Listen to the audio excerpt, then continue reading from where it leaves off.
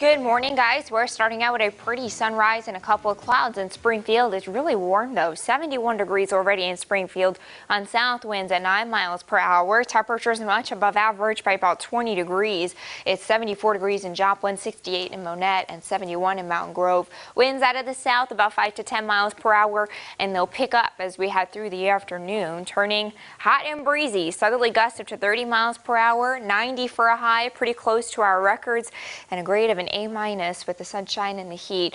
Temperatures in the upper 80s to about 90 degrees today, but quiet on Futurecast. About 70 overnight tonight, and then the same thing tomorrow. Mostly sunny, hot, and breezy. Temperatures still up around 90 on Tuesday, 89 on Wednesday with sunshine. A front rolls through overnight with a couple of showers Wednesday night into Thursday morning. But what you'll notice more than the rain is the fall fumble. Look at these temperatures, low to middle 70s Thursday, Friday, Saturday, and Sunday. A big change from the way we're starting the week and much closer to average. Average is 75 degrees. So again, we've got sunshine and temperatures up near 90 through Wednesday. A couple of showers early Thursday, then temperatures in the 70s. A really nice full day on Friday. We start out though at 52 degrees. We'll feel chilly, but that's actually average for this time of year. Joe, Lauren. A group of Ozark women is pledging to make a difference in the community through one meeting and one act of compassion. The group is called Impact 100, and Hannah Zettel joins us this morning with details on its latest charitable cause. Well, from local nonprofits to Ozark Public Schools, Impact 100 has given away over $150,000 in grants. The group recently had a big impact on the Ozark Senior Center. Grants paid for an updated accessible passenger van used to drive seniors who cannot drive themselves. Another grant helped to pay for a new kitchen equipment for the center, which prepares over 23,000 meals every year. Impact 100 members raise $500 each, then meet once a year to vote on grant applications with the biggest impact. Impact 100 President Carrie Burke believes women can make a difference on their own, but an even greater change is made when they work together. As women, we're busy with families and careers and everything, so there's one meeting, and then your contribution is your $500. I'm retired, and I think $500, well, I can't write a check tonight for $500. And so I thought, well, I can do the $43 a month. Eastern Christian County. Grants have been issued as far as Highlandville, Chadwick, and in 2018, the organization gave out over $12,000 to Sparta Elementary for new playground equipment. Applications for 2020 open up next year. All right, Hannah, thank you.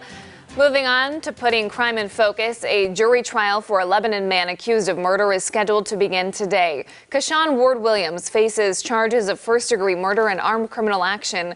Williams allegedly shot and killed Gary Peterson in June of 2018.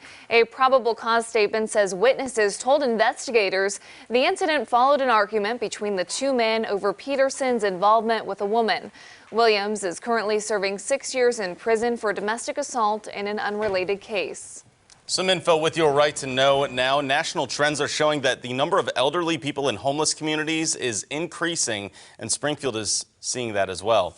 The Springfield Affordable Housing Center provides housing and homeless prevention for Greene, Christian, and Webster counties. And over the last 2 years, they've seen an increase from 96 to 105 elderly homeless people. A study from earlier this year predicts the population of those that are homeless and elderly will nearly triple over the next decade. Some shelters are struggling to make accommodations for growing health issues that often come with aging as well. 2 men are dead after a crash in Shannon County. Around noon Saturday, a truck was traveling on Highway 19 when it went off the road and overcorrected, then causing the truck to overturn off the road.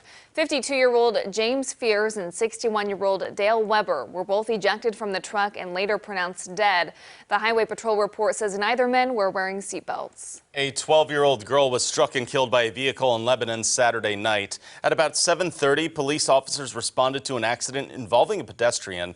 Jalay Luke was transported to Mercy Hospital and later died. According to the news leader, the driver left the scene of the accident. The vehicle is described as a black or dark Chevy truck that was last seen going northbound on Missouri 5. Anyone who knows any information should contact the police at 532-3131. In today's medical news, it's now easier to get a free flu shot in Springfield if you don't have insurance. The Springfield Flu Immunization Coalition is offering 6 clinics for adults. That's made possible through the Springfield Greene County Health Department and Cox and Mercy. There's a different type of shot for seniors over 65 as their immune systems are often weaker. The health department wants to emphasize the importance of the shot. We've had record flu numbers. So we've had over 4,000 cases reported in Greene County alone over the past 2 years. Prior to the last 2 years, the highest number of flu cases we had reported in a single flu season was 2,500. For a full list of those 6 clinics and the times they're offering shots, go to our website, ozarksfirst.com.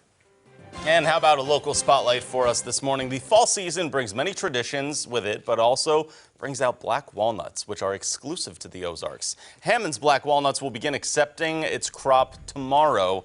They are often used as an ingredient for meals and baking, and Hammond's Black Walnuts is the only black walnut processing plant in the world. The company pays people to pick them and bring them into a hulling location. Owner Brian Hammonds says he's often seen the picking turn into family traditions. We don't really have orchards. We don't rely on commercial orchards. It's pretty much a wild crop. Folks just bring them in as they gather them. There are thousands of people all over the Midwest in small communities, rural areas, where the black walnut harvest is something that's very special and creates a lot of memories. A lot of families enjoy doing that together, getting out, enjoying the fall weather, and sometimes work ethic is built. And this year, Hammonds will be paying people who bring in black walnuts $16 per 100 pounds. It is a lot of work, that's for sure, but worth it. We have a few Google Trends happening today, right? That's right. Yeah, we're talking about 4 inmates who escaped from an Ohio jail. 3 of them are now in custody in North Carolina. They actually overpowered some female corrections officers at a county jail and got away in a trooper's car. But again, 3 have been caught in North Carolina, and 1 more still they're looking for. And our other trend is from North Carolina as well? Yes, a massive fire, a building fire in Surf City, North Carolina right now that people are looking at. Firefighters responded at 6 p.m. and then had to work for hours upon hours. Yep, they're still looking for a cause and information on injuries, but we need to take one more look at our forecast here. Very summery out there today. Temperatures near record again. 90 degrees by dismissal. We'll flirt with a record of 91. Breezy south winds as well. We stay summery Tuesday and Wednesday. Full decides to return by Thursday with temperatures in the lower 70s. Oh my gosh, look at that. How about that for a last day of September sunrise? Thanks for watching.